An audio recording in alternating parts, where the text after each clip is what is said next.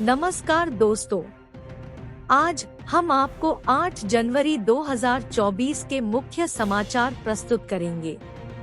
कृपया नीचे कमेंट करके बताएं कि आप किस क्षेत्र से हिमाचल न्यूज सुन रहे हैं। हिमाचल के विकास, पर्यटन और सामाजिक क्षेत्र की ताज़ा जानकारी के लिए हमारे चैनल को सब्सक्राइब करें और अपडेट के लिए हमें फॉलो करें। इन खबरों को अधिक लोगों तक पहुंचाने के लिए कृपया हमारा कंटेंट शेयर करें। आज सामने होंगे गगल एयरपोर्ट प्रभावितों के नाम। 8-9 जनवरी को जांच सकते हैं अपने रिकॉर्ड।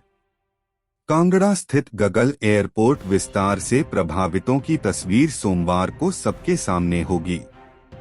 संबंधित क्षेत्रों में पटवार वृत्तों में प्रभावित परिवारों की सूचियां समीक्षा को प्रशासन की ओर से उपलब्ध करवाई जाएंगी। गगल हवाई अड्डा विस्तारीकरण से प्रभावित परिवार 8 व 9 जनवरी को अपने रिकॉर्ड जांच सकेंगे। इस बारे में अतिरिक्त जिला दंडाधिकारी रोहित राठौर ने बताया कि गगल हवाई अड्डा के विस्तारीकरण में भड़ोत, जुगेहड़, क्योड़ीपा, बल्ला, सहोड़ा, भेड़ी व ढुगियारी खास महालों के प्रभावित परिवारों का विवरण सूचियां पुनर्वासन एवं पुनर्स्थापन योजना के तहत तैयार किया गया है। उन्होंने बताया कि भड़ोत, जुगेहड़ व क्योड़ीपा का रिकॉर्ड कार्यालय पटवार वृत्त रछियालू, बल्ला का कार्यालय पटवार वृत्त मटौर, सहोड़ा का कार्यालय पटवार वृत्त अब्दुल्लापुर तथा भेड़ी व ढुगियारी खास का विवरण पटवार वृत्त बैदी के कार्यालय में समीक्षा के लिए रखा गया है। उन्होंने बताया कि इस संबंध में 8 और 9 जनवरी को यह रिकॉर्ड राजस्व अधिकारियों की उपस्थिति में समीक्षा हेतु रखा जाएगा, जिसमें प्रत्येक प्रभावित परिवार का विवरण अंकित किया गया है। अतिरिक्त जिला दंडाधिकारी रोहित राठौर ने प्रभावित परिवारों से अनुरोध किया है कि वे संबंधित पटवार वृत्त कार्यालयों में आकर इन सूचियों में अपना विवरण देख सकते हैं व अपने विवरणों में पाई जाने वाली त्रुटियों का निवारण करवा सकते हैं।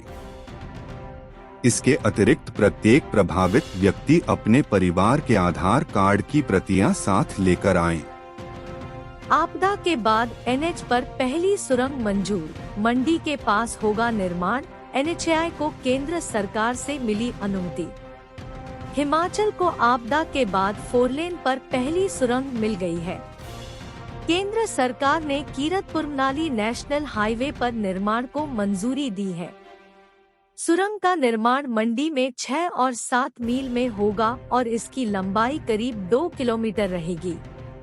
सुरंग बनने के बाद 4 लेन पर प्राकृतिक आपदा का कोई असर नहीं होगा।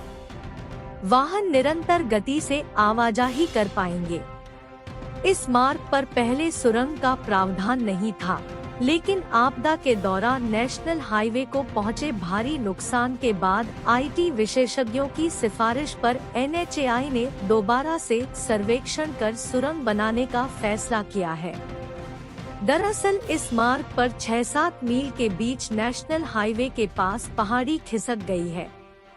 आईआईटी के विशेषज्ञों की इस रिपोर्ट के बाद एनएचएआई ने केंद्र को सुरंग का प्रस्ताव भेजा था।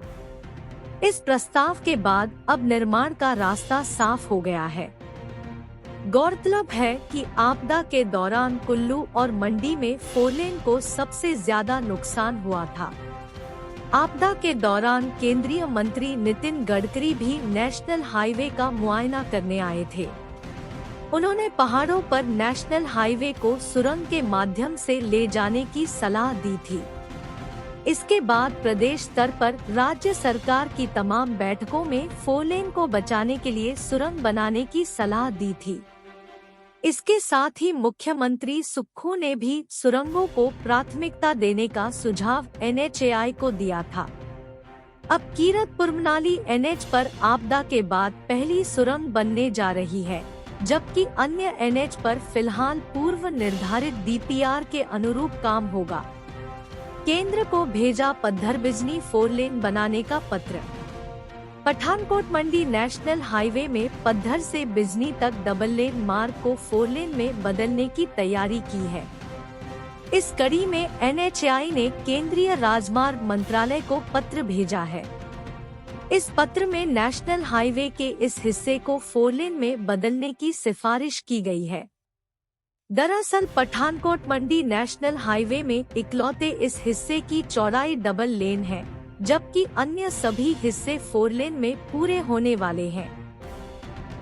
पद्धर से बिजनी तक के हिस्से की DPR पहले डबल लेन में बनाई जा चुकी है और यहाँ भूमि का अधिग्रहण भी डबल लेन के अनुसार ही किया गया है, लेकिन अब NHAI इस हिस्से को 4 लेन में बदलने की तैयारी में है और इसके लिए केंद्र सरकार से अनुमति मांगी जा रही है। प्राकृतिक आपदा से सुरक्षित हो जाएगा NHAI के क्षेत्रीय अधिकारी अब्दुल बासित ने बताया कि कीरतपुर मनाली नेशनल हाईवे में 6 और 7 मील के बीच सुरंग का निर्माण होगा। इसके लिए NHAI को अनुमति मिल गई है। उन्होंने बताया कि इस सुरंग के निर्माण के बाद नेशनल हाईवे प्राकृतिक आपदा से पूरी तरह सुरक्षित हो जाएगा। उन्होंने बताया कि 2 किलोमीटर लंबी इस सुरंग के बनने से पर्यटकों और अन्य वाहन चालकों की आवाजाही निरंतर जारी रह सकेगी। प्राकृतिक आपदा के बाद 4 लेन पर सुरंगें बनाने का सुझाव सामने आया था। अब NHAI ने विशेषज्ञों की सलाह पर बेहद खतरनाक जगहों में सुरंगों का सहारा लेने का फैसला किया है। आपदा के बाद पहली सुरंग निर्माण की मंजूरी मंडी के लिए मिली है। कुर्सी के सहारे 22 किलोमीटर पैदल सफर, सड़क सुविधा न होने से ग्रामीणों ने उपचार के लिए पहुंचाई महिला। जिला कुल्लू की सैंज घाटी के तहत ग्राम पंचायत गड़ापारली के सबसे दुर्गम गांव मरोड़ से एक महिला को बीमार होने पर कड़ी कठिनाइयों के साथ कुर्सी से सहारे उपचार के लिए लाया गया। 22 किलोमीटर का पैदल सफर कर महिला को कुर्सी पर उठाकर सड़क तक पहुंचाया। वहीं शाक्टी मरोड़ का रास्ता जुलाई 2023 में आई भयंकर बाढ़ के कारण काफी जोखिम भरा हो गया है। इन दुर्गम गांव के लोगों को बीमार होने पर काफी दिक्कतों का सामना करना पड़ रहा है। आजादी के इतने वर्ष बीत जाने के बाद भी इस पंचायत के गांव शाक्टी मरोड़ शुगाड़ सड़क सुविधा से कोसों दूर हैं। वहीं अब भयंकर बाढ़ ने यहां के लोगों की समस्या को बढ़ा दिया है। मरीजों को जान जोखिम में डालकर कुर्सी और चारपाई के सहारे लाना पड़ता है। वहीं रविवार को गाड़ापारली पंचायत के मरोड़ गांव की 65 वर्षीय शैरी देवी अचानक बीमार हो गई। 22 किलोमीटर पैदल चलकर मरोड़ गांव से इस महिला को कुर्सी पर उठाकर निहारनी तक लाया गया। वार्ड पंच निर्मला देवी ने कहा कि बीमार महिला को निहारनी तक पहुंचाने में ग्रामीणों को काफी परेशानियों का सामना करना पड़ा। महिला को उपचार के लिए नेरचौक मेडिकल कॉलेज भेजा गया है। उन्होंने कहा कि रास्ते की हालात भी काफी जोखिम भरी है। सरकार से आग्रह है कि गांव को जाने वाले खतरनाक रास्ते को संवारा जाए।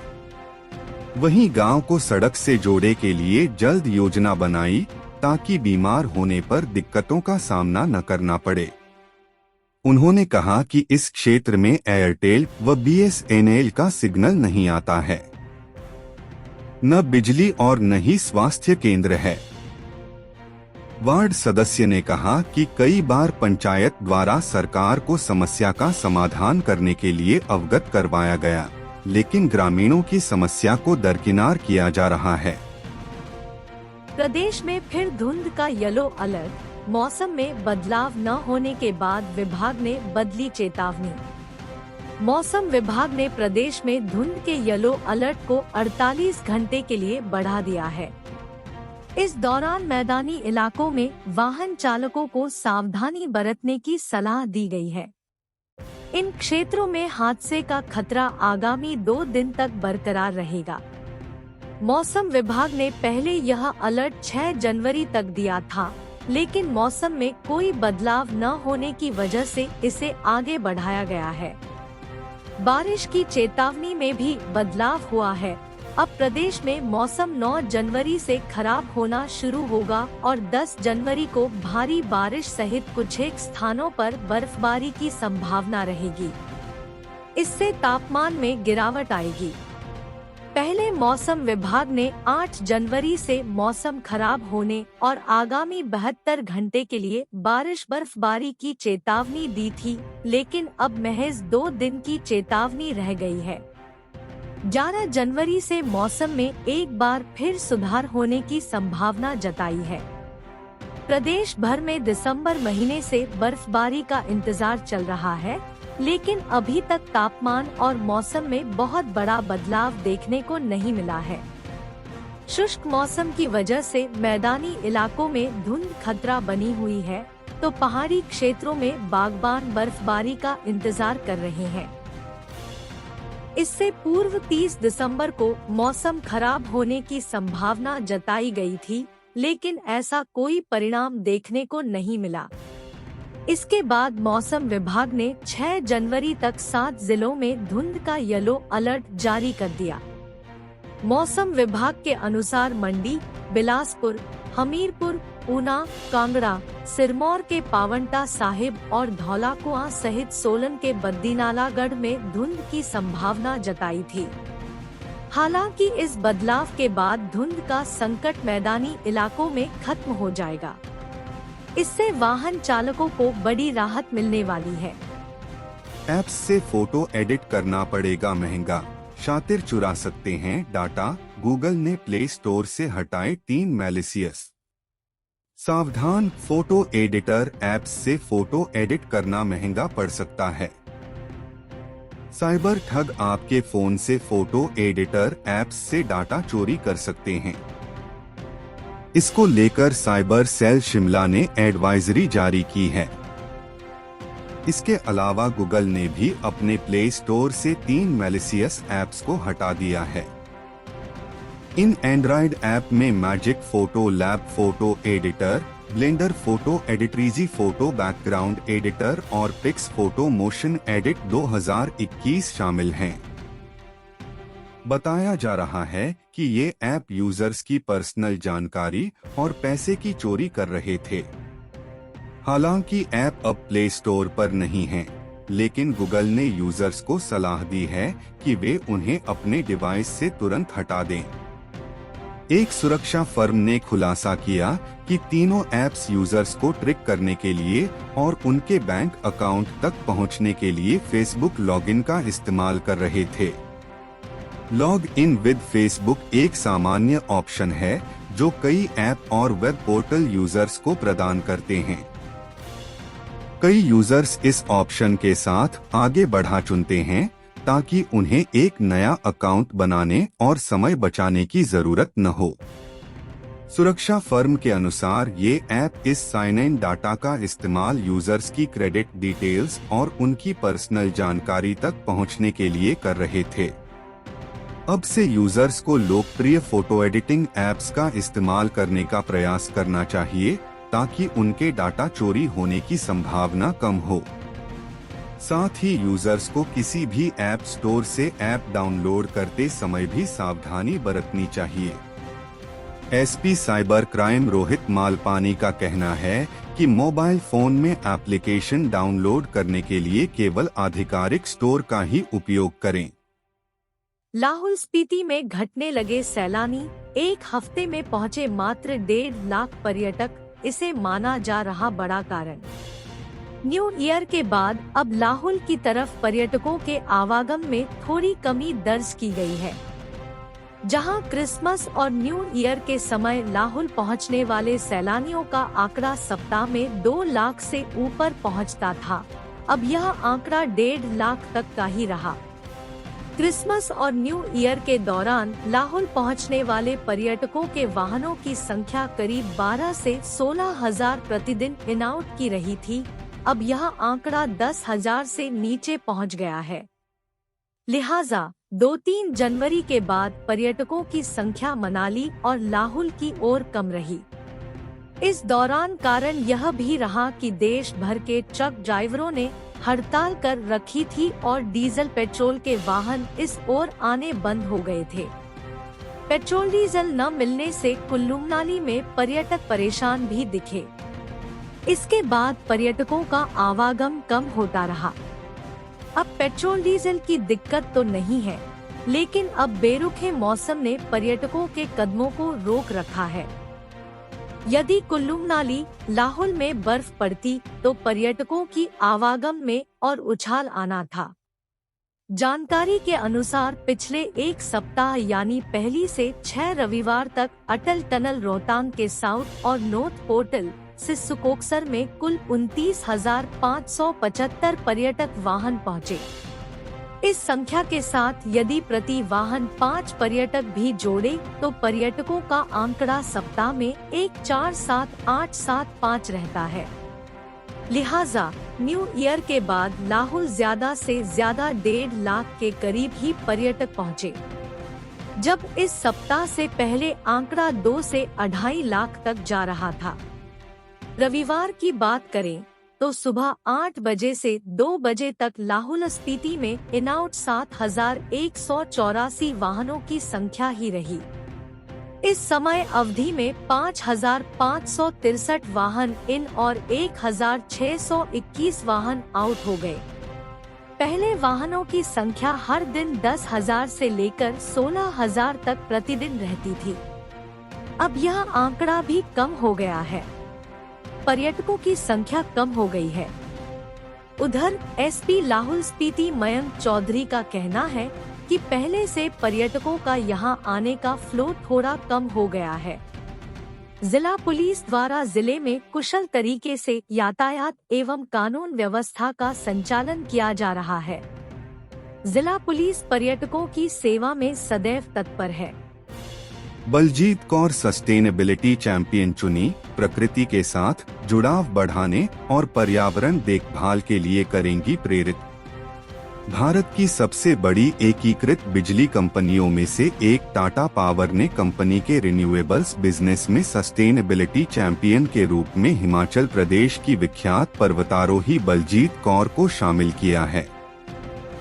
अपरंपरागत क्षेत्रों में दमदार प्रदर्शन कर रहे देश के प्रतिभावान युवाओं को समर्थन देने की कंपनी की प्रतिबद्धता के अनुरूप यह निर्णय लिया गया है।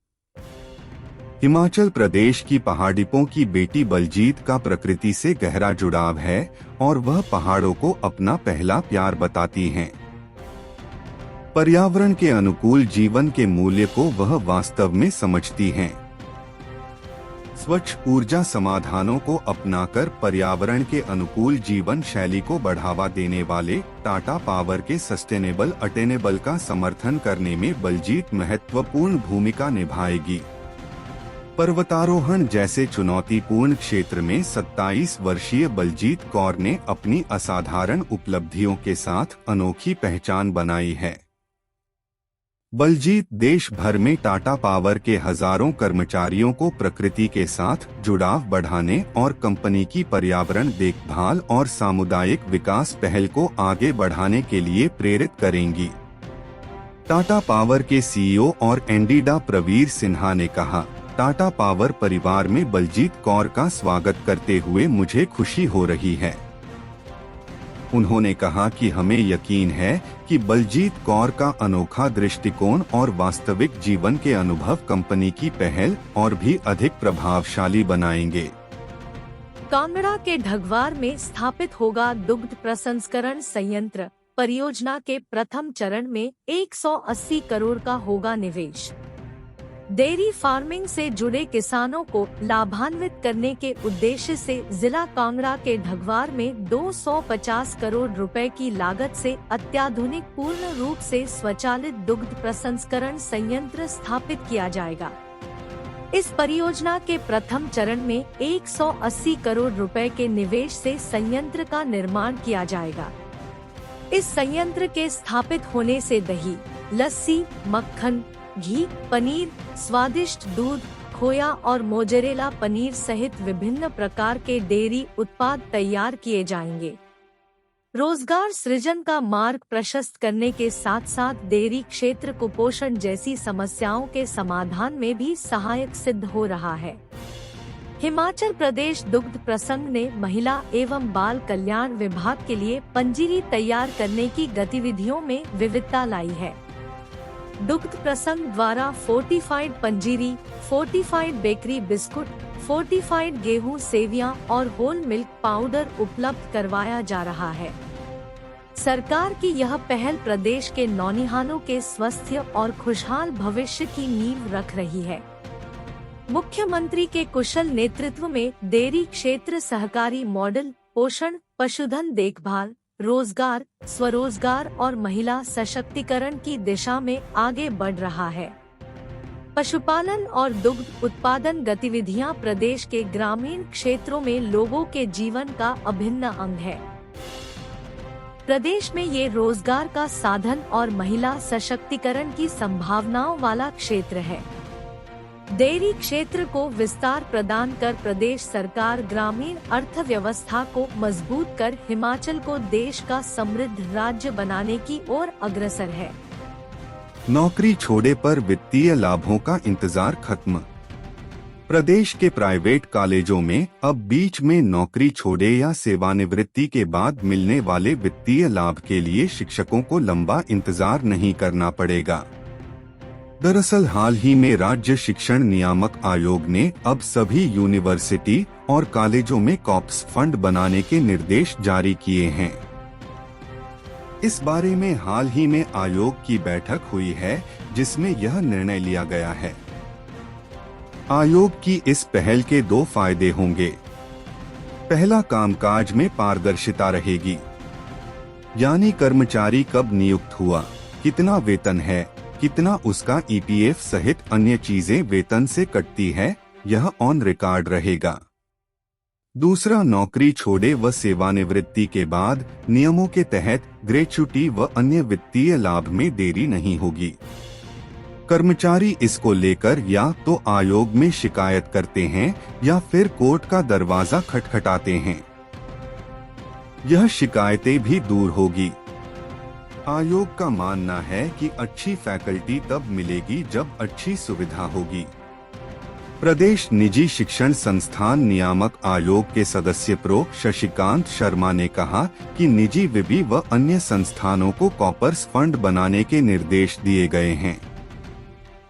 उन्होंने कहा कि विश्वविद्यालय व अन्य निजी संस्थान से जब कोई शिक्षक सेवानिवृत्त होता है या फिर नौकरी छोड़ता है तो उन्हें जो वित्तीय लाभ, ग्रेच्युटी आदि नियमों के तहत मिलनी चाहिए वह नहीं मिल पाती। संस्थान तर्क देते हैं कि उनकी वित्तीय स्थिति ठीक नहीं है। आयोग के पास इसको लेकर कई तरह की शिकायतें आती हैं। सालों तक केस चलते हैं, लेकिन ऐसे में अब कोई दिक्कत नहीं होगी। अलग बैंक अकाउंट खोलना होगा। विवि के साथ निजी शिक्षण संस्थानों, बीएड कॉलेज, नर्सिंग, डेंटल सहित अन्य संस्थान जो आयोग के अधीन आते हैं, उन्हें भी यह नियम लागू करना होगा। संस्थान को सालाना कुल कमाई का 10% इसमें जमा करना होगा। इसके लिए बैंक में कॉपर्स फंड के नाम से अलग बैंक अकाउंट खुलवाना होगा। इस फंड में जमा राशि केवल ग्रेच्युटी और वित्तीय लाभ पर ही खर्च होगी। अन्य किसी भी मद में इस राशि को संस्थान खर्च नहीं कर पाएंगे। 6 माह से योजना पर हो रहा था काम। नियामक आयोग पिछले 6 महीने से इस योजना पर काम कर रहा था। चूंकि अब नया शैक्षणिक सत्र शुरू हो रहा है तो इसे इसी सत्र से लागू करने के निर्देश जारी कर दिए गए हैं। आयोग ने विवि से इसकी कंप्लायंस रिपोर्ट भी मांगी है कि क्या उन्होंने कॉपर्स फंड बना लिया है या नहीं। वहीं बीएड, नर्सिंग, डेंटल सहित अन्य संस्थान जो आयोग के अधीन आते हैं, उन्हें भी इसके निर्देश दिए हैं। अश्वगंधा, शतावरी और गिलोय से बनेंगे नूडल्स। अश्वगंधा, शतावरी और गिलोय पाउडर से तैयार पौष्टिक नूडल्स को बनाने की विधि तैयार की गई है। मंडी कॉलेज में वनस्पति विज्ञान की सहायक प्रोफेसर डॉ तारा सेन ने इस विधि को न केवल तैयार किया है बल्कि इसके पेटेंट के लिए आवेदन भी कर दिया है। डॉ तारा सेन ने बताया कि आजकल लोग भोजन के मामले में अधिक चयनात्मक हो गए हैं। किसी के भोजन की पसंद को प्रभावित करने वाले प्रमुख कारक स्वादिष्टता है, जो स्वाद, गंध, बनावट और भोजन की समग्र उपस्थिति और लागत को कवर करते हैं, लेकिन अब लोग स्वास्थ्य के प्रति भी बहुत जागरूक हैं और उनमें से अधिकांश अपने आहार को फाइबर युक्त, पौष्टिक और स्वस्थ बनाने के लिए विभिन्न जड़ी बूटियों और पत्तेदार सब्जियों को अपने आहार में शामिल करते हैं। उन्होंने बताया कि नूडल्स एक प्रकार का भोजन है जो अखमीरी आटे से बनाया जाता है, जिसे या तो सपाट रोल किया जाता है और काटा जाता है, खींचा जाता है या लंबी पट्टियों या तारों में निकाला जाता है। नूडल्स कई संस्कृतियों में एक मुख्य भोजन है और इसे विभिन्न आकारों में बनाया जाता है। नूडल्स कई प्रकार के होते हैं, जैसे अंडा noodles, soba noodles, ramen noodles, rice stick noodles, udon noodles, shirataki noodles, somen noodles, harusame noodles. सबसे लोकप्रिय है जैसे चीनी हक्का नूडल्स या कोरियाई नूडल्स। डा तारा सेन के अनुसार वर्तमान आविष्कार में प्रयोग की गई सामग्री 6 शतावरी, गिलोय और अश्वगंधा जड़ पाउडर 8 समग्र कल्याण के एक नए युग की शुरुआत करने की क्षमता रखती है।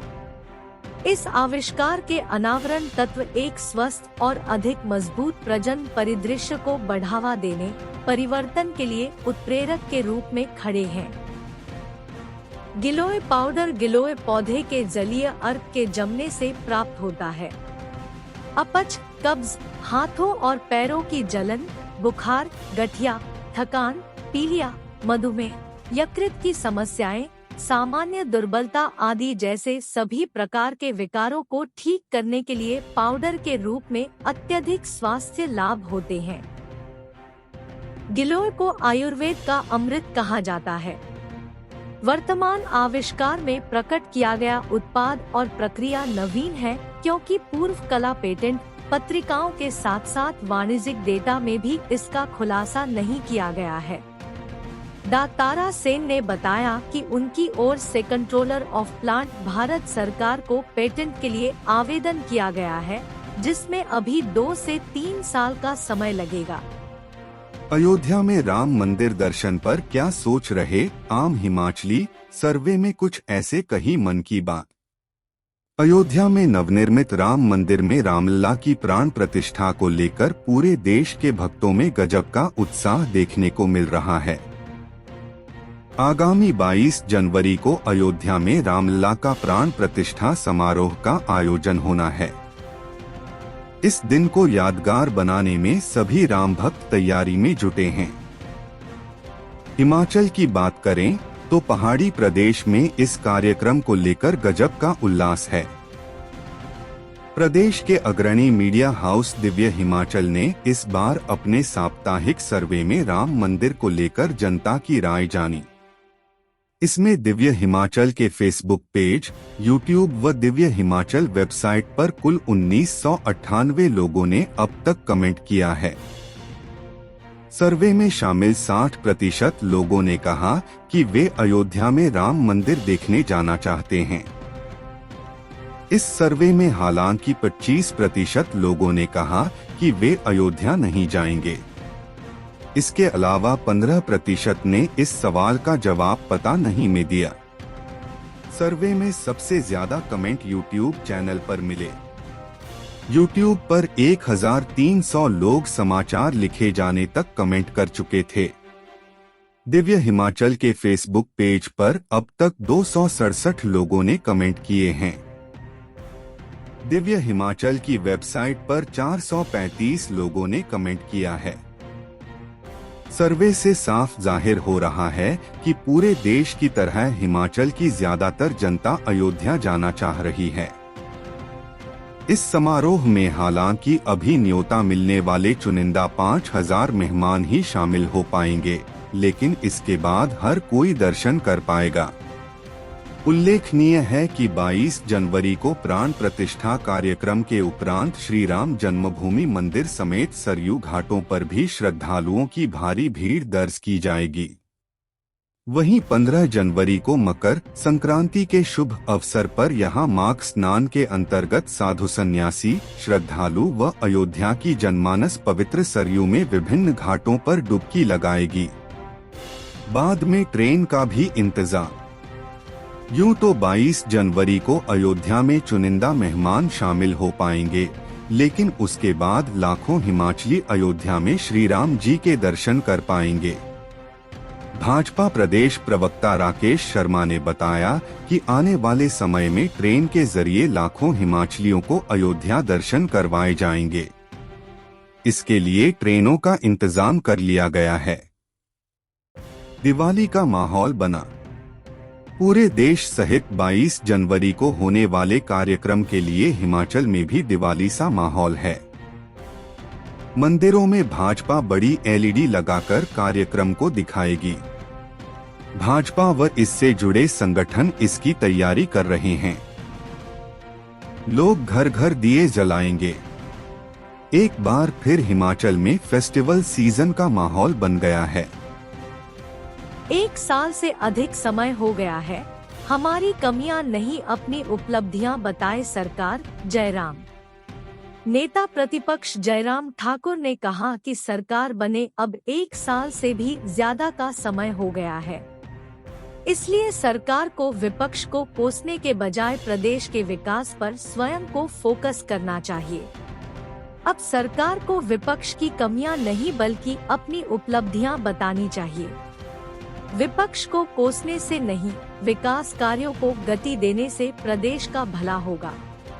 इसलिए सरकार अपनी नाकामी का ठीकरा विपक्ष पर फोड़ने के बजाय अपने नेताओं द्वारा किए गए चुनावी वादों के भाषणों को फिर से सुने तथा घोषणा पत्र को फिर से पढ़े और उन्हें पूरा करे। जयराम ठाकुर ने कहा कि सरकार ने व्यवस्था का मजाक बना रखा है। व्यवस्था परिवर्तन में आज ऐसी स्थिति है कि धरना दो और वेतन लो। क्या इसी तरह की व्यवस्था परिवर्तन की बात शपथ ग्रहण के बाद मुख्यमंत्री द्वारा की गई थी? प्रदेश में अराजकता फैलाने की कोशिश की जा रही है। उन्होंने कहा कि आए दिन लोगों को परेशान किए जाने की खबरें ही सरकार की नाकामी की वजह से सामने आ रही है। महंगाई बढ़ाने से लेकर पूर्व सरकार द्वारा दी गई सुविधाओं को छीनने के अलावा और कोई भी काम इस सरकार द्वारा नहीं किया गया है। आज भी यही क्रम जारी है। कभी बिजली बोर्ड तो कभी परिवहन निगम के कर्मचारी अपने वेतन की मांग के लिए सड़कों पर उतरते हैं, तो कभी धरना देने की धमकी देते हैं। प्रदेश को इस तरह का व्यवस्था परिवर्तन नहीं चाहिए जो काम के बदले वेतन भी नहीं दे। नेता प्रतिपक्ष ने कहा कि व्यवस्था परिवर्तन का एक और नजारा वर्तमान कांग्रेस सरकार में देखने को मिल रहा है।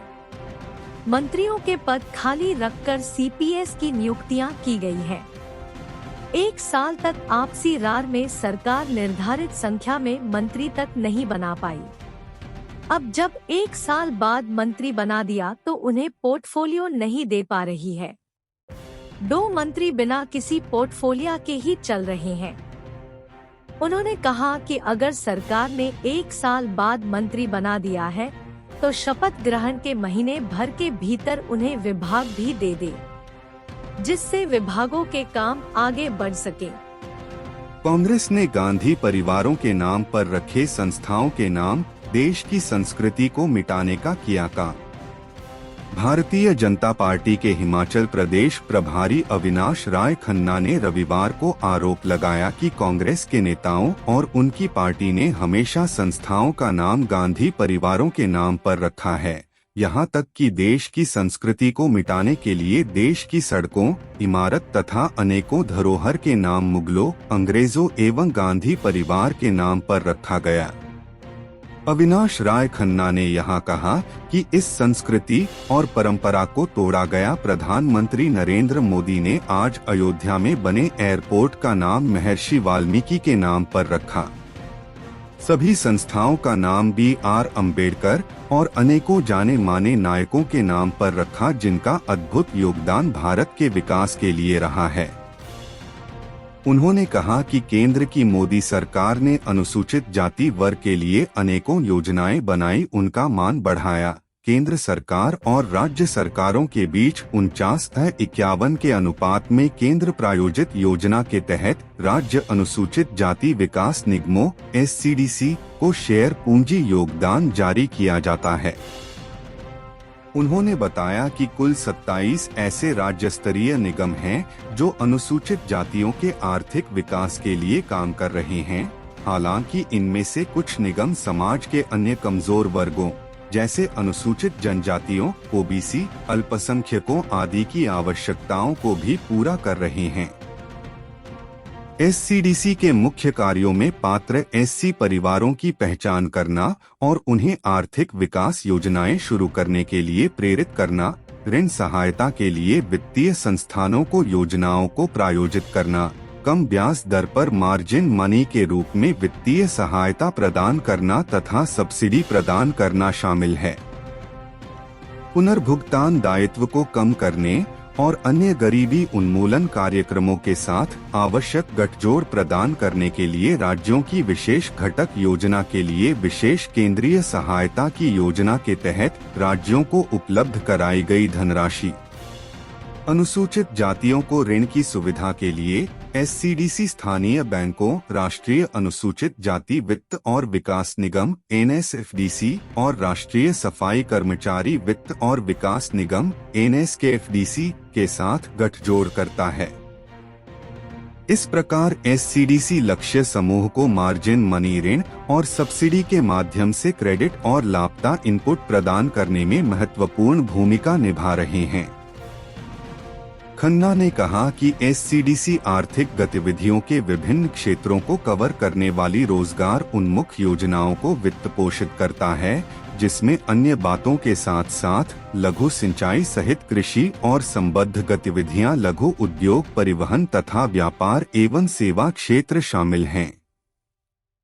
रोहडू के गवास क्षेत्र में 36 सालों बाद हो रहा शांत महायज्ञ का आयोजन, CM सुक्खू भी हुए शामिल। मुख्यमंत्री सुखविंदर सिंह सुक्खू आज जिला शिमला के रोहडू विधानसभा क्षेत्र के गवास में 36 वर्षों के बाद आयोजित किए जा रहे 3 दिवसीय शांत महायज्ञ में शामिल हुए और देवता गुडारू जी महाराज के मंदिर में पूजा अर्चना की। मुख्यमंत्री ने प्रदेश की सुख और समृद्धि की कामना की। क्षेत्र में पहुंचने पर स्थानीय लोगों ने मुख्यमंत्री का जोरदार स्वागत किया।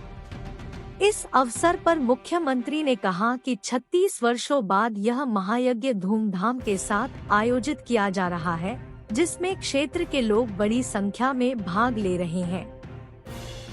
क्षेत्रवासियों को शांत महायज्ञ की बधाई देते हुए मुख्यमंत्री ने कहा कि हिमाचल प्रदेश के लोगों की देव संस्कृति में गहरी आस्था है, इसीलिए हिमाचल प्रदेश को देवभूमि कहा जाता है। यह महायज्ञ हिमाचल प्रदेश की प्राचीन संस्कृति का प्रतीक है। उन्होंने कहा कि हिमाचल प्रदेश के सभी निवासियों की देवी देवताओं में गहरी आस्था तथा सभी को अपनी पुरातन संस्कृति पर गर्व है। मुख्यमंत्री ने युवा पीढ़ी से इस प्राचीन संस्कृति को सहेज कर रखने की अपील की। शांत महायज्ञ में क्षेत्र के हजारों लोग पारंपरिक वाद्य यंत्रों के साथ शामिल होने के लिए पहुंचे हैं। साथ ही रोहडू और जुब्बल क्षेत्र के 7 देवता और 13 खूंद शामिल हो रहे हैं। चंडीगढ़ मनाली हाईवे पर बड़ा हादसा, 4 लेन के निर्माणाधीन पुल पर गिरी कार, 2 लोगों की मौत। चंडीगढ़ मनाली नेशनल हाईवे पर बड़ा हादसा पेश आया है। यहां 7 मील के पास एक कार अनियंत्रित होकर 4 लेन के निर्माणाधीन पुल के सरियों पर जा गिरी। हादसे में कार में सवार 2 लोगों की मौत हो गई, जबकि एक की हालत गंभीर बताई जा रही है। घायल को इलाज के लिए अस्पताल में भर्ती करवाया गया है। घटना की सूचना मिलते ही पुलिस की टीम ने मौके पर पहुंचकर शवों को कब्जे में लेकर आगामी कार्रवाई शुरू कर दी है। जानकारी के अनुसार राजस्थान की कार नंबर RJ 14 UK 1052 जिसमें 3 लोग सवार थे, मनाली की तरफ जा रही थी। इसी दौरान 7 मील के पास चालक ने कार से नियंत्रण खो दिया और कार अनियंत्रित होकर फोरनेल के निर्माणाधीन पुल के लिए खड़े किए गए सरियों पर जा गिरी। हादसे के तुरंत बाद मौके पर मौजूद लोगों ने घायलों को कार से बाहर निकालकर एम्बुलेंस से अस्पताल पहुंचाया। यहां डॉक्टरों ने 2 लोगों को मृत घोषित कर दिया, जबकि एक गंभीर घायल का इलाज जारी है। हिमाचल पुलिस नहीं, एजेंसी करेगी कांस्टेबल भर्ती नियमों और प्रक्रिया में भी संशोधन। इस साल होने वाली कांस्टेबल भर्ती हिमाचल पुलिस नहीं करेगी। राज्य सरकार किसी और एजेंसी से इस भर्ती प्रक्रिया को पूरा करवाएगी। इस बारे में राज्य मंत्रिमंडल की बैठक में फैसला हो चुका है और अब भर्ती एजेंसी चयनित करने पर बात चल रही है। मुख्यमंत्री सुखविंदर सिंह सुक्खू हिमाचल पुलिस में कांस्टेबल के 1226 पद भरने का फैसला किया है। इसके लिए जब पुलिस मुख्यालय से भर्ती को लेकर पूछा गया तो पिछली पुलिस भर्ती के अनुभवों और पेपर लीक के बाद सीबीआई को गए केस को देखते हुए पुलिस मुख्यालय ने इस काम से इनकार कर दिया है। इसके बाद यह मामला कैबिनेट में रखा गया था। कैबिनेट ने सैद्धांतिक रूप से यह मंजूरी दे दी है कि हिमाचल पुलिस यह भर्ती नहीं करेगी, लेकिन जिस एजेंसी से भर्ती करवानी है उसको लेकर बातचीत चल रही है। दूसरी तरफ राज्य सरकार ने पुलिस भर्ती नियमों और प्रक्रिया में भी बदलाव करने की आदेश दिए हैं। नियमों में एक संशोधन महिलाओं को 30% कोटा देने को लेकर हो चुका है, लेकिन प्रक्रिया में भी बदलाव होने जा रहा है। इसमें भर्ती एजेंसी का भी प्रावधान होगा। गृह विभाग और राज्य सरकार के बीच में अभी यह फाइल चल रही है। पुलिस में 1226 कांस्टेबल भर्ती किए जाने हैं। इनमें 877 मेल, 292 फीमेल कांस्टेबल और 57 ड्राइवर शामिल है। पुलिस भर्ती में महिलाओं का आरक्षण कोटा 25 से बढ़ाकर 30% किया है। मुख्य सचिव प्रबोध सक्सेना ने बताया कि लंबित भर्तियों 31 मार्च 2024 से पहले शुरू करने को लेकर मुख्यमंत्री के निर्देश हैं। पुलिस भर्ती को लेकर भी जल्दी ही एजेंसी फाइनल कर दी जाएगी। बिलासपुर के पंजगाई में प्रस्तावित खिलौनों से किस्मत बदलने वाला प्रोजेक्ट एफसीए के फेर में। बिलासपुर जिला में प्रस्तावित हिमाचल का पहला टॉयज ट्रेनिंग एवं मैन्युफैक्चरिंग प्रोजेक्ट फॉरेस्ट क्लियरेंस के फेर में फंस गया है। भाजपा सरकार के समय स्वीकृत इस प्रोजेक्ट के लिए चिन्हित जमीन की फॉरेस्ट क्लियरेंस होने के बाद ही अगली योजना पर कार्य शुरू हो जाएगा।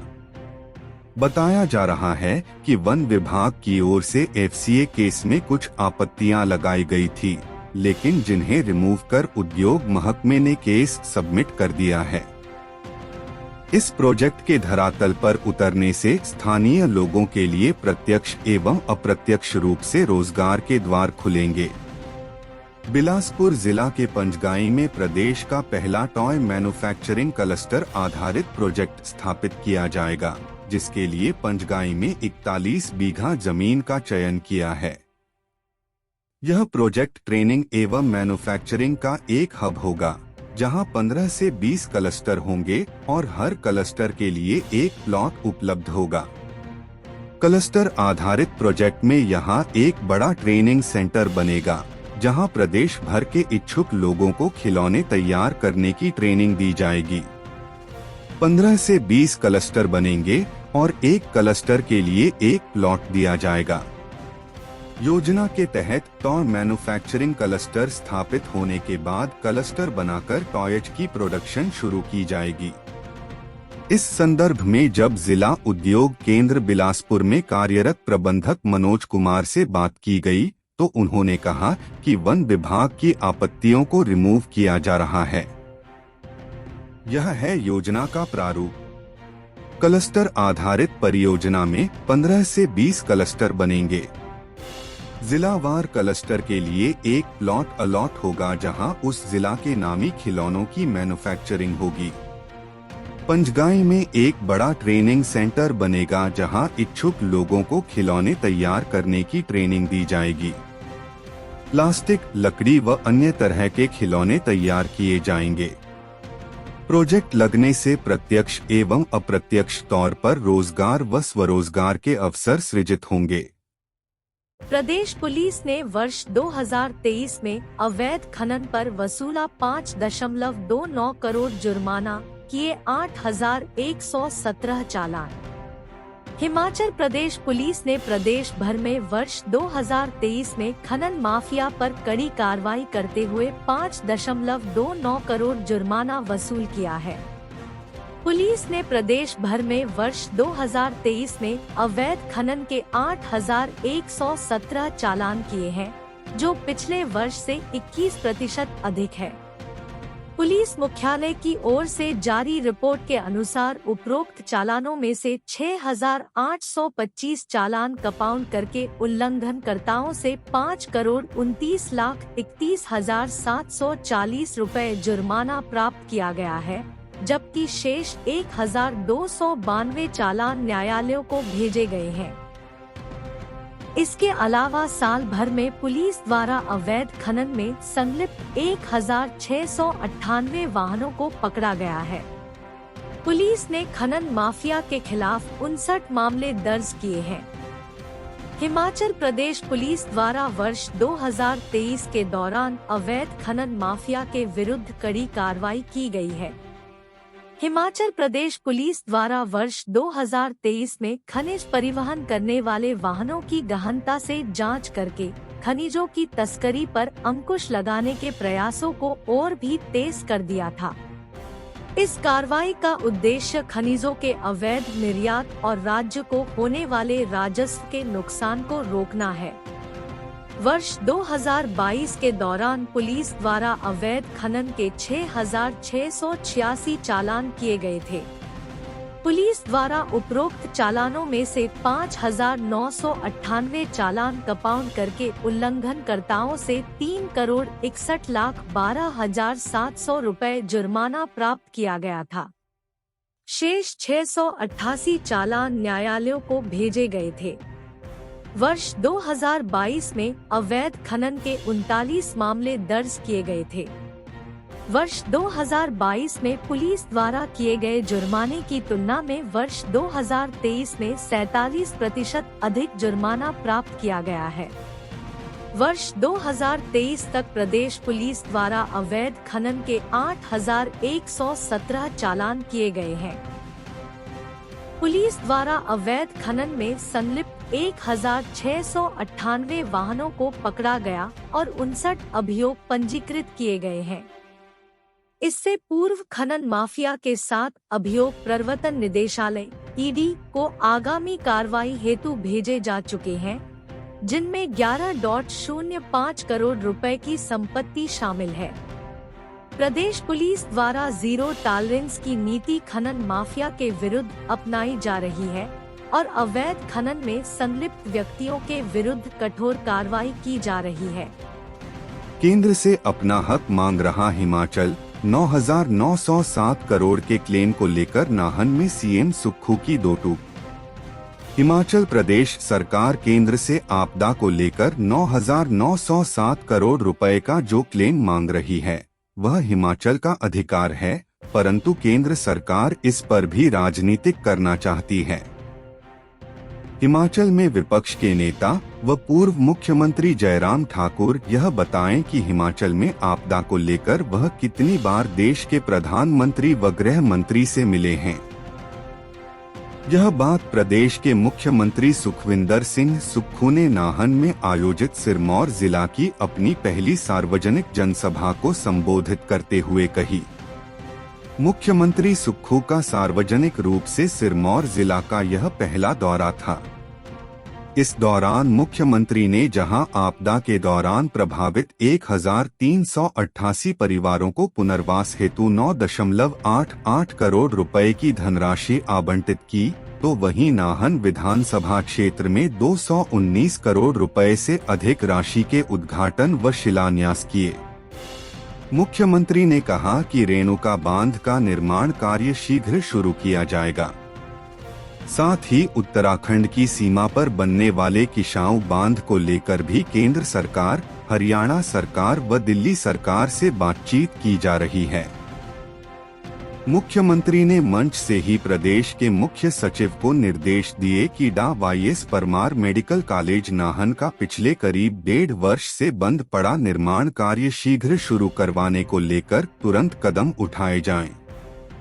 उन्होंने कहा कि किसाऊ जल विद्युत परियोजना में वाटर कंपोनेंट आधार पर पावर कंपोनेंट में 90-10 केंद्र तथा राज्य सरकार को फंड करने अथवा राज्य के हिस्से में सभी पावर कंपोनेंट में 50 वर्ष तक ब्याज मुक्त ऋण सुविधा प्रदान करने का अनुरोध भी केंद्र सरकार से किया गया है। उन्होंने कहा कि धौला सिद्ध, लुहरी तथा सुन्नी जल विद्युत परियोजनाओं में बिजली की रॉयल्टी बढ़ाने पर भी केंद्र सरकार से बात की गई है, ताकि प्रदेश के लिए अधिक राजस्व जुटाया जा सके। मुख्यमंत्री सुक्खू ने इस दौरान जनसभा को संबोधित करते हुए कहा कि प्रदेश सरकार पूरी तरह से हाटी समुदाय के साथ है तथा हाटी समुदाय के अधिकारों की लड़ाई प्रदेश सरकार न्यायालय में भी लड़ेगी। मुख्यमंत्री ने कहा कि आपदा के दौरान प्रदेश ने 500 लोगों को खोया है तथा 16,000 घरों को नुकसान हुआ है। फिर भी राज्य सरकार ने चुनौतियों का सामना किया तथा नियमों को परिवर्तित कर 4,500 करोड़ रुपए का विशेष पैकेज जारी किया। मुख्यमंत्री ने कहा कि सरकार ने प्रभावित परिवारों की मदद का संकल्प लिया है तथा गरीब व्यक्ति की मदद के लिए आवश्यक नियम भी बदले हैं। उन्होंने कहा कि भाजपा ने प्रभावितों को मुआवजे के नाम पर केवल राजनीति की है। पहले आपदा के दौरान विधानसभा सत्र की मांग करते रहे, लेकिन जब सत्र बुलाया गया तो 3 दिनों तक चर्चा के दौरान भाजपा विधायक प्रभावित परिवारों के साथ खड़े नहीं हुए। मुख्यमंत्री ने कहा कि केंद्र सरकार के पास एनपीएस कर्मचारियों के 9,000 करोड़ रुपए फंसे हुए हैं तथा इस मामले में केंद्र सरकार से बात की गई है। उन्होंने कहा कि अनाथ बच्चों के लिए हिमाचल प्रदेश में देश का पहला कानून बना तथा 4,000 अनाथ बच्चों को चिल्ड्रन ऑफ द स्टेट का दर्जा दिया गया। सुखविंदर सिंह सुक्खू ने कहा कि वर्ष 2022 से 23 में भाजपा सरकार ने 14,000 करोड़ का कर्ज लिया। चुनौतियों को स्वीकार करते हुए कांग्रेस सरकार ने हिमाचल को आत्मनिर्भर बनाने का संकल्प लिया है। उन्होंने कहा कि डा यशवंत सिंह परमार विद्यार्थी ऋण योजना के तहत 20 लाख रुपए तक का ऋण विद्यार्थियों को 1% ब्याज पर दिया जा रहा है। युवाओं को स्वरोजगार के अवसर प्रदान हो, इसके लिए 680 करोड़ रुपए की राजीव गांधी स्वरोजगार स्टार्टअप योजना शुरू की गई है। साथ ही ई टैक्सी को बढ़ावा दिया जा रहा है, जिसके तहत 1,000 युवाओं ने आवेदन किया है। मुख्यमंत्री ने कहा कि सौर विद्युत परियोजनाएं स्थापित करने के लिए मंत्रिमंडल ने स्वीकृति प्रदान कर दी है। इस अवसर पर प्रदेश सरकार के उद्योग मंत्री हर्षवर्धन चौहान ने भाजपा पर प्रदेश की विकासात्मक योजनाओं में बाधा डालने का आरोप लगाया। साथ ही हर्षवर्धन चौहान ने हाटी मुद्दे को लेकर हाटी समुदाय के साथ सरकार की ओर से न्यायालय की लड़ाई लड़े का भी आश्वासन दिया। जनसभा को विधानसभा उपाध्यक्ष विनय कुमार व नाहन के विधायक अजय सोलंकी ने भी संबोधित किया। खुलेगा नौकरियों का पिटारा। मुख्यमंत्री सुखविंदर सिंह सुक्खू ने कहा कि प्रदेश में टीजीटी, शास्त्री, जेबीटी के पदों के अलावा 1,261 स्पेशल कमांडो, 984 पटवारी, 2,061 वन मित्र, 600 स्टाफ नर्सेज के अलावा जल शक्ति विभाग में विभिन्न श्रेणी के 9,000 पद भरे जाएंगे। राशन कार्ड धारकों को एक साथ मिलेगी 3 महीने की चीनी। विभाग ने पोस्ट मशीनों में डाला 3 माह का विकल्प।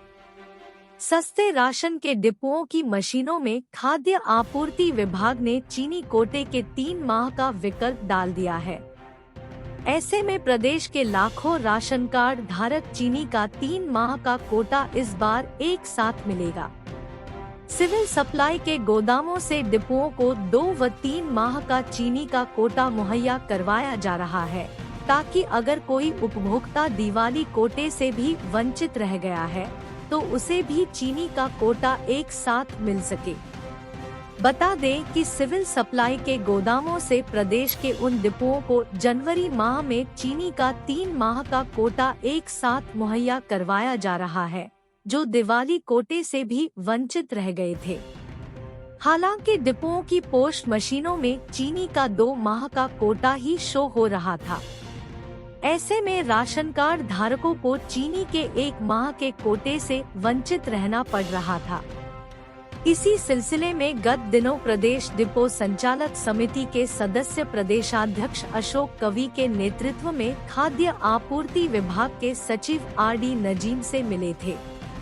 सचिव आर.डी. नजीम ने विभागीय अधिकारियों को उसी समय निर्देश जारी किए थे कि डिपुओं की पोस्ट मशीनों में तुरंत 3 माह का विकल्प डाला जाए।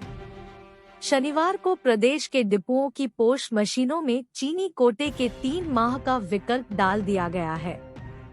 ऐसे में प्रदेश के वह राशन कार्ड उपभोक्ता जिन्हें दिवाली का कोटा भी नहीं मिल पाया था, वे उपभोक्ता जनवरी माह में एक साथ चीनी का 3 माह का कोटा खरीद सकेंगे। प्रदेश डिपो संचालक समिति के प्रदेशाध्यक्ष अशोक कवि ने इसके लिए खाद्य आपूर्ति विभाग के सचिव आर.डी. नजीम का आभार जताया है, क्योंकि पोस्ट मशीनों में चीनी का 3 माह का विकल्प आने से राशन कार्ड धारकों के साथ साथ डिपो संचालकों ने भी राहत की सांस ली है, क्योंकि सिविल सप्लाई के गोदामों से डिपुओं को 2 व 3 माह का चीनी का कोटा मुहैया करवाया जा रहा है, जबकि डिपुओं की पोस्ट मशीनों में चीनी का 2 माह का ही विकल्प शो हो रहा था। इसके चलते दिवाली कोटे से वंचित राशन कार्ड धारकों को चीनी का कोटा नहीं मिल पा रहा था। गौरतलब रहे कि प्रदेश सरकार ने इस बार 88,000 क्विंटल चीनी की खेप प्रदेश के डिपुओं को मुहैया करवाई है। पेंशन को गिनी जाएगी contract service, Himachal high court के फैसले पर सुप्रीम कोर्ट की मुहर। हिमाचल में कॉन्ट्रैक्ट सर्विस को पेंशन के लिए गिना जाएगा। हिमाचल हाई कोर्ट के इस फैसले पर अब सुप्रीम कोर्ट ने भी अपनी मुहर लगा दी है। स्वास्थ्य विभाग के रिटायर्ड डॉक्टर ने यह मामला हाई कोर्ट में किया था। इसके खिलाफ राज्य सरकार सुप्रीम कोर्ट गई थी। सुप्रीम कोर्ट में यह स्पेशल लीव पिटीशन खारिज हो गई है। सुप्रीम कोर्ट में न्यायाधीश ऋषिकेश राय और न्यायाधीश प्रशांत कुमार मिश्रा की खंडपीठ ने यह फैसला सुनाया है। स्वास्थ्य विभाग से 31 दिसंबर 2020 को रिटायर हुए डॉक्टर उमेश कुमार ने उनके अनुबंध सेवा को पेंशन के लिए न गिने जाने के खिलाफ हाई कोर्ट में केस किया था। हाई कोर्ट ने 19 अप्रैल 2023 को फैसला दिया था कि अनुबंध और रेगुलर डॉक्टर के काम में क्योंकि कोई अंतर नहीं था, इसलिए अनुबंध की अवधि को भी पेंशन बेनिफिट के लिए काउंट किया जाए, जबकि राज्य सरकार ने कहा था कि कॉन्ट्रैक्चुअल सर्विस पेंशन के लिए नहीं गिनी जा सकती। हाई कोर्ट ने स्वास्थ्य विभाग के तर्कों को न मानते हुए सीसीएस पेंशन रूल्स 1972 के तहत पेंशन देने के लिए अनुबंध सेवा को भी क्वालिफाइंग सर्विस में लेने के आदेश दिए थे। स्वास्थ्य विभाग इस फैसले के खिलाफ स्पेशल लीव पिटीशन में सुप्रीम कोर्ट गया। सुप्रीम कोर्ट ने कहा कि हाई कोर्ट के फैसले में बताए गए कारण सही हैं, इसलिए 19 अप्रैल 2023 को सुनाया गया फैसला जारी रहेगा। सुप्रीम कोर्ट ने एसएलपी को भी डिसमिस कर दिया। गौरतलब है कि इसी तरह के कई ऑर्डर हिमाचल हाई कोर्ट से अन्य कुछ विभागों में पहले भी आ चुके हैं, जो अभी लागू नहीं हुए हैं। नर्सेज को 2003 से मिले अर्जित अवकाश। राज्य के स्वास्थ्य विभाग में तैनात नर्सेज को वर्ष 2003 से 2012 तक की अर्न्ड लीव खाते में क्रेडिट हो जाएंगी। हालांकि इनका वित्तीय लाभ नहीं मिलेगा। हिमाचल हाई कोर्ट के फैसले के आधार पर स्वास्थ्य सचिव ने इस बारे में शनिवार को ही आर्डर किए हैं। पार्वती शर्मा बनाम स्टेट ऑफ हिमाचल प्रदेश के मामले में हाई कोर्ट ने 2 दिन में आदेश करने को कहा था, नहीं तो अवमानना का मामला चलना था। यह वही केस है जिसमें कैबिनेट मेमोरेंडम और कैबिनेट के फैसले से कोर्ट भड़क गया था। स्वास्थ्य सचिव ने हाई कोर्ट के सामने पेश होकर 2 दिन के भीतर ऑर्डर करने की बात मान ली थी। हिमाचल से मेरा पुराना नाता, यहाँ आता रहूंगा, यह वादा नहीं संकल्प, हमीरपुर में बोले उपराष्ट्रपति। नमस्ते। सबसे पहले देरी से आने के लिए माफी। दिल्ली में तो मौसम ठीक था, लेकिन चंडीगढ़ से हेलीकॉप्टर देरी से उड़ा, पर यहाँ का मौसम देखकर प्रफुल्लित हो गया हूँ। इस महीने भी यहाँ सूरज देवता की इतनी बड़ी कृपा देखकर अभिभूत हूँ। शनिवार को हमीरपुर के दोसड़का स्थित पुलिस लाइन में उपराष्ट्रपति जगदीप धनखड़ द्वारा अपने भाषण की शुरुआत में कहे गए इन शब्दों ने हजारों की तादाद में बैठे जनसैलाब को एकदम तरोताजा कर दिया। दरअसल दोसड़का में उपराष्ट्रपति के पहुंचने का समय 11:30 बजे का था, लेकिन वे 1 बजे सभा स्थल पर पहुंचे। उपराष्ट्रपति यही नहीं रुके, हिमाचल के राज्यपाल शिव प्रताप शुक्ल की ओर इशारा करते हुए उन्होंने कहा कि चंद्रयान 3 23 अगस्त 2023 को चांद पर शिव शक्ति पॉइंट पहुंचा और वहां पर इनका नाम भी अमर हो गया। उपराष्ट्रपति ने कहा कि उनका हिमाचल से लगाव 1990 से है, जब मैं केंद्र में मंत्री था और प्रेम कुमार धूमल संसद सदस्य थे। उनके अनुरोध पर धर्मशाला में पहली लाइट का शुभारंभ करने का सौभाग्य भी मुझे मिला। तब शांता कुमार यहाँ के मुख्यमंत्री थे। आज यहाँ के सांसद और केंद्रीय मंत्री की वजह से मुझे हिमाचल आने का अवसर मिला। उन्होंने कहा कि तब से लेकर आज तक इस परिवार से मेरा जीवंत नाता रहा है। इस नाते को बहुत गहराई तक अनुराग ले गए हैं। उन्होंने कहा कि जब से उपराष्ट्रपति बना हूँ, राज्यसभा का सभापति बना हूँ, कोई सत्र ऐसा नहीं गया है जब मुझे यहाँ के बच्चे बच्चियों का स्वागत करने का सौभाग्य न मिला हो या उनसे मेरी चर्चा न हुई है। मेरे घर में सबसे ज्यादा टोपी कहीं की देखने को मिलेंगी तो वे हिमाचली टोपी है। उन्होंने कहा कि मैं यहाँ आता रहूंगा, यह मेरा वादा नहीं संकल्प है। बता दें कि उपराष्ट्रपति हमीरपुर में एक से श्रेष्ठ के 500वें केंद्र का किया लोकार्पण करने और NIT समेत अन्य संस्थानों के छात्रों से संवाद करने आए थे। हमीरपुर आगमन पर उपराष्ट्रपति का अभिनंदन। इससे पूर्व उपराष्ट्रपति जगदीप धनखड़ का NIT हमीरपुर के निकट हेलीपैड पहुंचने पर गरिमापूर्ण अभिनंदन किया गया। उपराष्ट्रपति की पत्नी डा सुदेश धनखड़ भी उनके साथ थी।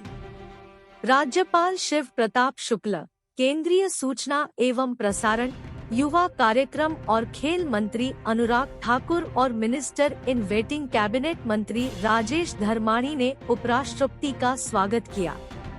स्थानीय विधायक आशीष शर्मा, डिवीजन कमिश्नर राखिल काहलो, उप महानिरीक्षक उत्तरी रेंज अभिषेक दुल्लर, उपायुक्त हेमराज बैरवा, पुलिस अधीक्षक आकृति शर्मा, निदेशक NIT हमीरपुर pro.HM सूर्यवंशी और प्रदेश सरकार के अन्य वरिष्ठ अधिकारी भी इस अवसर पर मौजूद रहे। अपने संस्कारों को न भूलें। उपराष्ट्रपति ने सभा स्थल पर बैठे छोटे बच्चों से कहा कि कभी अपने संस्कारों को नहीं भूलना चाहिए तथा आने माता पिता का सदा सम्मान करो। उपराष्ट्रपति ने बोला श्लोक, गुरु गोविंद दो खड़े काके लागू पाए, बलिहारी गुरु आपने गोविंद दियो बताए। मुझसे ज्यादा यहाँ आकर मेरी धर्मपत्नी प्रसन्न है। उपराष्ट्रपति ने कहा कि मुझे यहाँ आकर बहुत प्रसन्नता हुई है, पर मेरे से भी ज्यादा प्रसन्नता मेरी धर्मपत्नी को हुई है। इनका लगाव बच्चों के विकास में है और यह अनुराग को अब छोड़ेंगी नहीं। इनको बहुत होमवर्क देंगे। इन्होंने देखा है, बोला आपको बहुत कुछ सीखने की दरकार है। मैंने कहा क्यों? बोला आपका डाइस ऐसा बनाया है जिसके नीचे किताब है। उधर बहुत लिखने की जरूरत है, वहाँ पेंसिल हुआ है। क्या सोच से बच्चों को दिया है। मनाली की निशा ठाकुर देर रात चुनी गई विंटर क्वीन। 15 युवतियों के बीच हुआ मुकाबला। जिला कुल्लू की पर्यटन नगरी मनाली में चल रहे विंटर कार्निवल में देर रात विंटर क्वीन का चयन किया जाएगा। विंटर क्वीन का ताज मनाली की निशा ठाकुर के सर सजा। शरद सुंदरी का खिताब हासिल करने वाली इस बार मनाली की युवती रही। दूसरे स्थान पर शिमला की कोहिनूर सरकेक ने हासिल किया। वही तीसरे स्थान पर मनाली की भव्य पंडित रही। शरद सुंदरी का ताज अपने नाम करने वाली युवती निशा ठाकुर को 1 लाख की इनाम राशि दी गई। शून्य तापमान के बीच सुंदरियों ने अपनी प्रतिभा का बेहतर प्रदर्शन किया। वही हर युवती ने 1 से जजों के सवाल भी बखूबी दिए। इससे पहले मनु रंगशाला में प्रतियोगिता के दूसरे दिन विंटर क्वीन प्रतिस्पर्धा की प्रतिभागियों ने टैलेंट राउंड में अपनी प्रतिभा का प्रदर्शन किया। इस दौरान युवतियों ने मंच पर बेहतरीन प्रस्तुति दी। सभी 27 युवतियों ने मंच पर एक से बढ़कर एक प्रस्तुति दी। वही देर रात को भी एक बार फिर से विंटर क्वीन की प्रतिभागियों ने मंच पर सवाल जवाब राउंड का सामना किया। 27 में से 15 युवतियों का अगले राउंड के लिए चयन किया जाएगा। विंटर क्वीन प्रतियोगिता में भाग लेने आई प्रतिभागियों का कहना है कि सभी लड़कियां एक से बढ़कर एक थी और सभी ने बेहतरीन प्रदर्शन किया है। बता दें कि विंटर क्वीन में विजेता रहने वाली विजेता युवती को 1 लाख का इनाम दिया गया, तो वही दूसरे स्थान पर रहने वाली को 50,000 का इनाम मिला है। रात के अंधेरे में ठेके का शटर तोड़ा और चुरा ली शराब की 15 पेटियां, 18,000 कैश भी उड़ाया। बिलासपुर शहर के डियारा सेक्टर स्थित नाले का नौन में शराब के ठेके पर चोरी की घटना को अंजाम देने वाले गिरोह के सदस्यों को पुलिस ने दबोचा है। पुलिस ने इस मामले में मंडी जिला के 2 लोगों पकड़ा है। बताया जा रहा है कि देर रात कुछ लोग शराब के ठेके पर पहुंचे और आसानी से ठेके का शटर तोड़कर शराब की करीब 15 पेटियां बाहर निकाल ली। इस दौरान इस शराब के ठेके पर तैनात सेल्समैन को जब इस बात का एहसास हुआ और बाहर निकला तो इन लोगों ने सेल्समैन पर डंडा मारकर उस पर हमला किया। हालांकि इस दौरान यह लोग शराब की पेटियां ले जाने में असफल रहे, लेकिन ठेके के गल्ले से 18,000 रुपए की राशि चुराकर ले गए। पुलिस के पास मामला पहुंचने पर पुलिस ने इस मामले की गहन छानबीन की और मामले में संलिप्त आरोपियों को पकड़ा। एएसपी बिलासपुर शिव चौधरी ने बताया कि पुलिस ने मामले में कुछ लोगों को पकड़ा है और इस मामले में अभी और गिरफ्तारियां भी हो सकती हैं। पुलिस पूरे मामले की जांच कर रही है। राजधानी शिमला में अग्निकांड, स्कैंडल पॉइंट के पास लपटों ने घेरी सरकारी बिल्डिंग, 6 कमरे जले। राजधानी के स्कैंडल पॉइंट के पास पीएनटी कॉलोनी में शनिवार सुबह आगजनी की घटना पेश आई। यहां कॉलोनी के सेट नंबर 5 में आग लग जाने से 6 कमरे जल गए और अंदर रखा सामान भी राख हो गया। दमकल विभाग के कर्मियों ने करीब 1 घंटे की कड़ी मशक्कत के बाद लपटों पर काबू पाया। आसपास के लोगों को जैसे ही पता चला, उन्होंने तुरंत इसकी सूचना दमकल विभाग को दी। आग का कारण शॉर्ट सर्किट माना जा रहा है। गनीमत यह रही कि आग की इस घटना में कोई जानी नुकसान नहीं हुआ। शिमला शहरी के तहसीलदार एचएल घेष्टा ने बताया कि फिलहाल आग पर काबू पा लिया गया है और प्रभावित परिवार को राहत राशि भी दी जा रही है। घटना में सरकारी आवास के 3 सेट के 6 कमरे जल गए हैं और कमरों में रखा लाखों का सामान भी जल गया है। नशा माफिया का जड़ से खात्मा, पुलिस के चंगुल से बचेंगे नहीं, 6.65 ग्राम चिट्टे सहित आरोपी गिरफ्तार। जिला पुलिस नूरपुर ने नशा माफिया का जड़ से ही खात्मा करने की ठान ली है तथा लगातार नशा माफिया को गिरफ्त में लिया जा रहा है। एसपी संजीव गांधी के बाद अब एसपी अशोक रतन के नाम से नशा माफिया खौफ में है। इसी अभियान के तहत जिला पुलिस नूरपुर ने शुक्रवार देर रात गश्त के दौरान संदीप कुमार निवासी टिब्बी इंदौरा से मोहटली में 6.65 ग्राम चिट्टा बरामद करने में सफलता पाई है। पुलिस ने केस दर्ज कर नशे की खेप को कब्जे में लेकर आरोपी को गिरफ्तार कर लिया है। आगामी कार्रवाई अमल में लाई जा रही है। एसपी नूरपुर अशोक रतन ने बताया कि पुलिस ने आरोपी को गिरफ्तार कर लिया है तथा आगामी कार्रवाई अमल में लाई जा रही है। उन्होंने कहा कि माफिया भले कितना भी शातिर क्यों न हो, लेकिन पुलिस की नजरों से बच नहीं पाएगा। बाबूजी जरा धीरे चलो, झील का किनारा और चारों तरफ धुंध, हाईवे पर आहिस्ता आहिस्ता सफर। इन दिनों बिलासपुर में सुबह के समय अधिक धुंध होने से नेशनल हाईवे और 4 लेन पर दुर्घटनाएं होने की संभावनाएं बढ़ गई हैं, जिसके चलते बिलासपुर पुलिस ने जगह जगह चेकिंग शुरू कर दी है। यहां करीब 47 किलोमीटर का एरिया 4 लेन का है और अधिकतर एरिया गोविंद सागर झील किनारे हैं, जहां सुबह के समय काफी अधिक मात्रा में धुंध रहती है, जिसके चलते पुलिस द्वारा डॉप्टर रडार से स्पीड चेक की जा रही है। वहीं तय सीमा से अधिक स्पीड होने पर चालान भी किए जा रहे हैं। डीएसपी हेडक्वार्टर मदन धीमान ने बताया कि धुंध अधिक होने के कारण एक्सीडेंट होने का खतरा रहता है, जिसे रोकने के लिए लगातार पुलिस द्वारा चेकिंग की जारी है। लोगों को इसके लिए जागरूक भी किया जा रहा है और गाड़ियों की अधिक स्पीड होने पर चालान भी किए जा रहे हैं। अभी तक काफी चालान किए जा चुके हैं। हम अपने राज्य के विकास में योगदान देने में गर्व महसूस करते हैं और हमें उम्मीद है कि आने वाले दिनों में हमें और भी अच्छी खबरें मिलेंगी।